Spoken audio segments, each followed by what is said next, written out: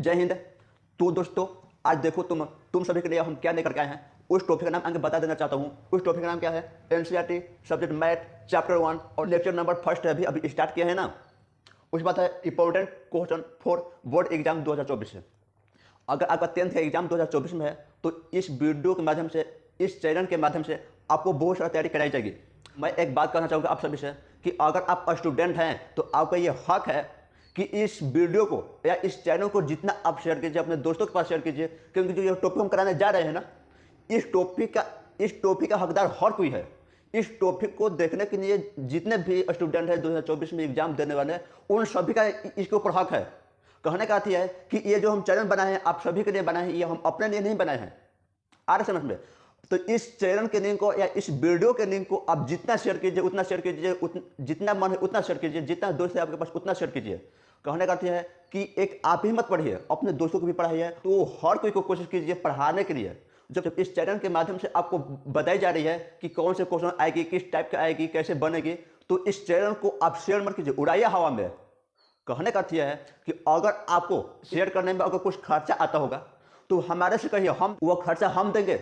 अगर आपको चैनल के लिंक को शेयर करने में अगर खर्चा आता होगा तो हमारे से कहिए, क्योंकि जब हम आप लोगों के लिए ये स्टैंड, बोर्ड, मार्कर, हर चीज़ का व्यवस्था किए, अपने खर्चा से इसको खरीदे हम, तो क्या आपको इस वीडियो को अगर शेयर करने में खर्चा आएगा तो हम नहीं देंगे।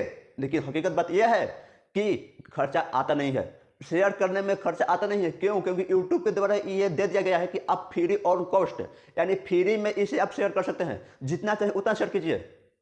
क्योंकि जो टॉपिक हम कराने जा रहे हैं ना अभी, इसका हक हर कोई के ऊपर है। जितने भी स्टूडेंट हैं 2024 में एग्जाम देने वाले हैं, उन सभी का हक है। इसलिए मैं यही कहूँगा कि तुम अकेले मत पढ़ो, अपने दोस्तों को, यारों को भी पढ़ाओ, कहो पढ़ो तुम, ठीक ना। ये चैनल जो बनाया गया है ये तुम्हारे लिए बनाया गया है, किसी के लिए नहीं। क्यों तुम्हारे लिए?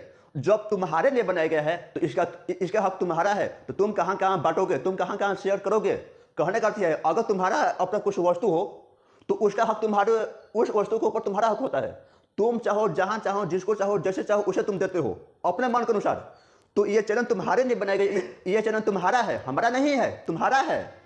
तो तुम्हारा मन करेगा कि कहाँ शेयर करें कहाँ नहीं, तो हम यही कहेंगे जितने भी 2024 में एग्जाम देने वाले स्टूडेंट हैं उनके पास इस वीडियो को शेयर करो, और शेयर मत करो, हवा में उड़ाओ। कहने का अर्थ यह है कि कोई भी स्टूडेंट ऐसा ना बचे जो ये बाद में कहे कि हम इस 20 चैनल का वीडियो नहीं देखें, जिसके कारण बाद में पछतावा न आए। तो चलिए हम स्टार्ट करते हैं। नो टाइम पास, नो बकवास। चलिए हम आ गए हैं अपने टॉपिक नंबर 1 और चलते हैं अपने मेन टॉपिक की ओर अग्रसर हो जाते हैं। देखिए, हमारा लेक्चर नंबर 1 है।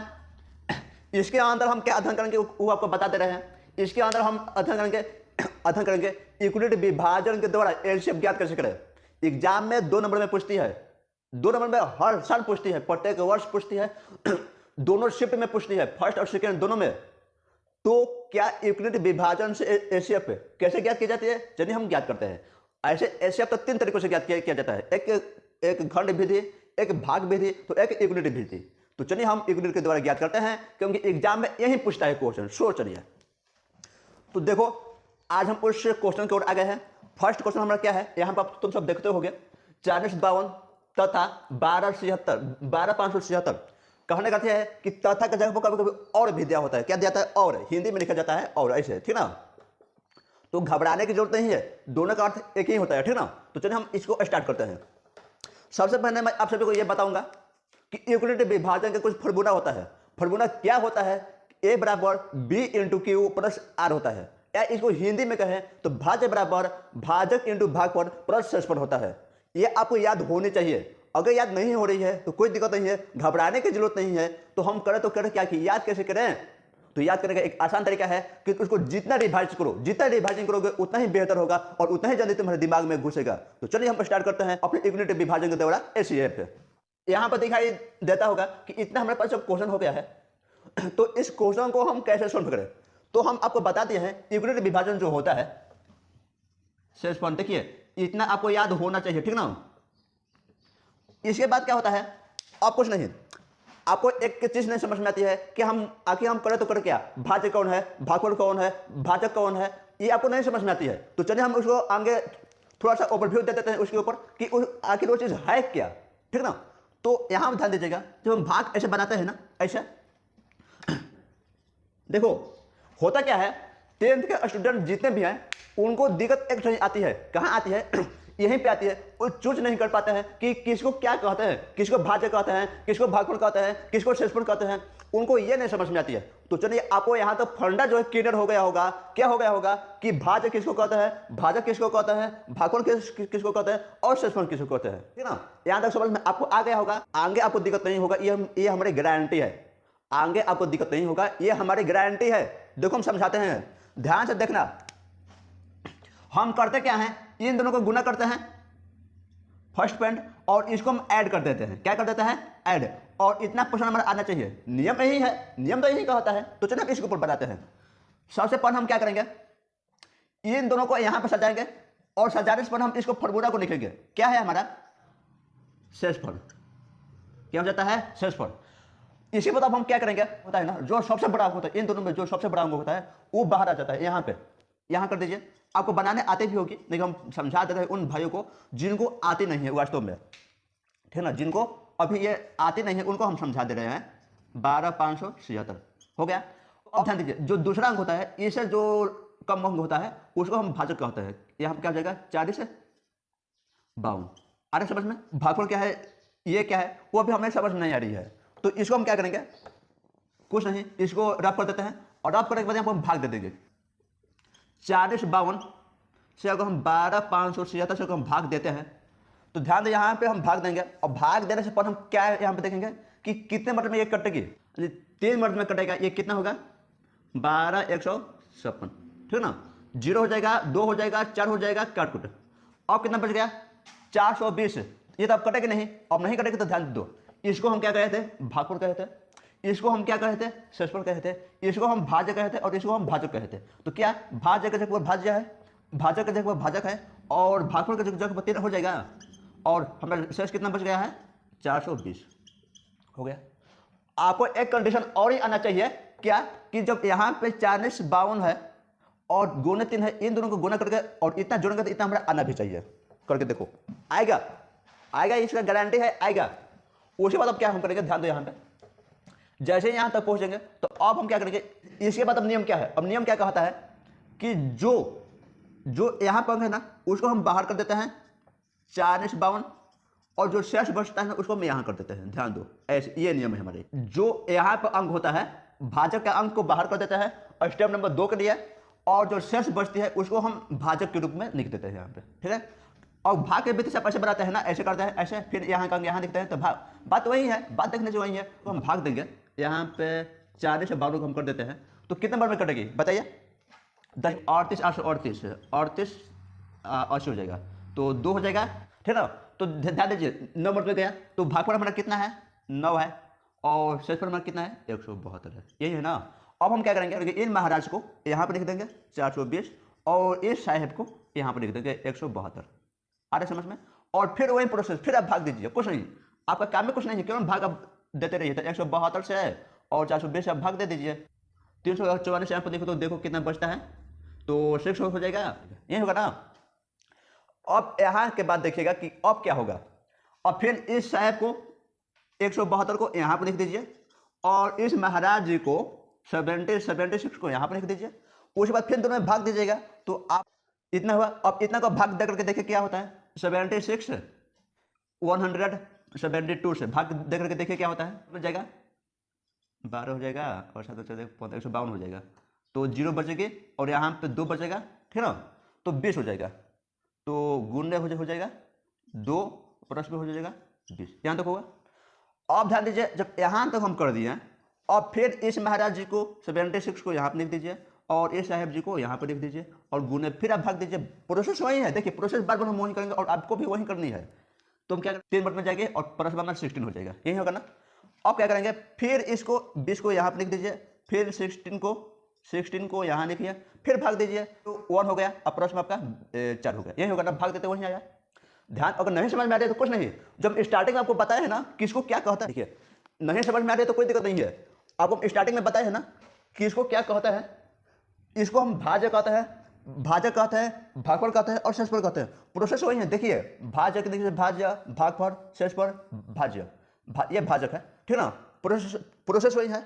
अब हम क्या करेंगे, कुछ नहीं, अब ध्यान दीजिए, इस महाराज जी को यहाँ पर लिख देंगे और इस साहिब जी को वहां पर लिख देंगे और फिर भाग दे करके देख रहे हैं तो क्या आती है। यहाँ पर दे दीजिए 16 और यहाँ दे दीजिए 4 और जब भाग दीजिएगा तो 4 बच जाएगा और हमारा शेष कितना बचेगा 0।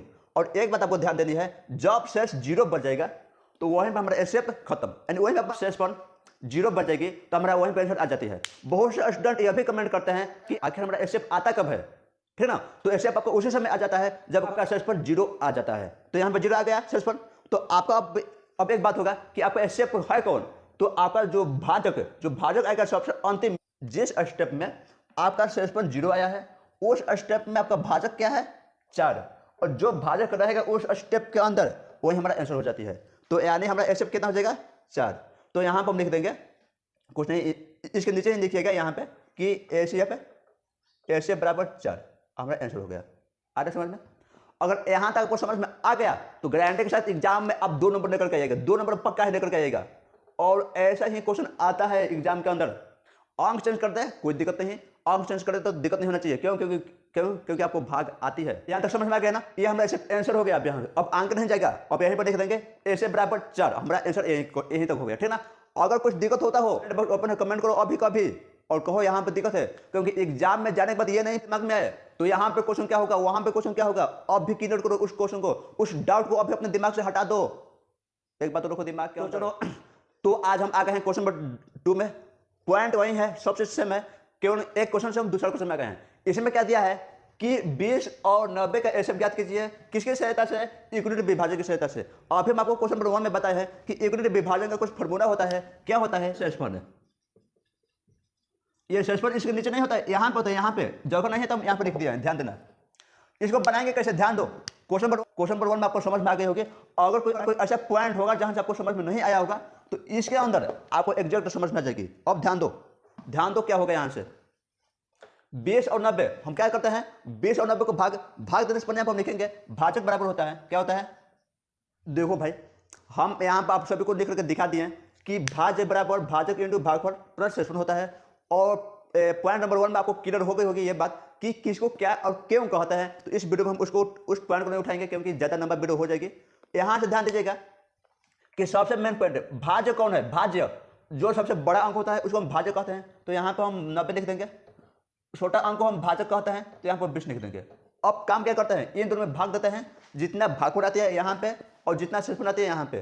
तो ध्यान दीजिएगा हम भाग देंगे तो 4 नंबर में जाएगी, 20 का 80 में से 90 घटेगा 10। देखिए कोशिश कीजिए तो अपने से बनाने के लिए रफ मत कीजिए, रफ कीजिएगा तो एग्जाम में समय बर्बाद होगा। नहीं अंक ज्यादा बड़ा आ गए, अंक का ज्यादा बड़ा आ जाएगा। जैसे हम क्वेश्चन नंबर 1 में बताए ना तो उसमें अंक बड़ा था, तो वो हाश नहीं होगा तो उसको आप रफ कर लीजिएगा। अगर ऐसा अंक आ जाए तो उसके लिए हम यही कहेंगे कि आप रफ मत कीजिएगा, अगर हो जाए तब, ना होता अगर हाश ना हो तो रफ कर लीजिए, ठीक ना। अब ध्यान दो यहाँ पे हम क्या करेंगे, इस महाराज को यहाँ पे फिर लिखते हैं और इसको हम फिर यहाँ पे लिख देते हैं, करते हैं, फिर दोनों में भाग देते हैं तो क्या हो जाएगा 10 × 20 और शेष क्या आ जाएगा 0। और हम कहे हैं जब हमारा शेष पर 0 आ जाएगा वो उसी समय हमारा एचसीएफ का आंसर आ जाती है। और बात यहाँ पे आती है कि आखिर एचसीएफ है क्या, उसका आंसर कितना आया। तो जिस स्टेप में शेष पर आपका 0 आ गया उस स्टेप में आपका भाजक क्या है, जितना भाजक होगा वही हमारा आंसर होगा। अरे समझ में, जितना हमारा भाजक होगा उतना ही हमारा आंसर होगा। कब है, जब शेष पर 0 आ जाएगा तब। तो इस स्टेप में देखो शेष पर हमारा क्या है 0, हमारा ये 0 है तो भाजक कितना है 10, यानी हमारा एचसीएफ कितना हो जाएगा, एचसीएफ हमारा हो जाएगा 10। आ रहा समझ में, यहाँ तक आपको समझ में आ गया होगा। तो चलिए आज के लिए इतना है, अब हम पार्ट 2 में आएंगे और पार्ट 2 में हमारा क्या रहेगा कि उसमें रहेगा एलसीएम और एचसीएफ ज्ञात कैसे करते हैं, खंड विधि द्वारा ज्ञात कैसे करते हैं उसको हम देखेंगे। सो थैंक्स, आज के लिए इतना ही। और हम अंत में भी कहेंगे आप इस वीडियो को, आप इस चैनल के लिंक को इतना शेयर कीजिए कि कम पड़ जाए। क्यों? क्योंकि ये जो टॉपिक है ना, इस टॉपिक को हर किसी का जरूरत है, जिसका एग्जाम 2024 में है ना, उन भाइयों का इस टॉपिक का जरूरत है।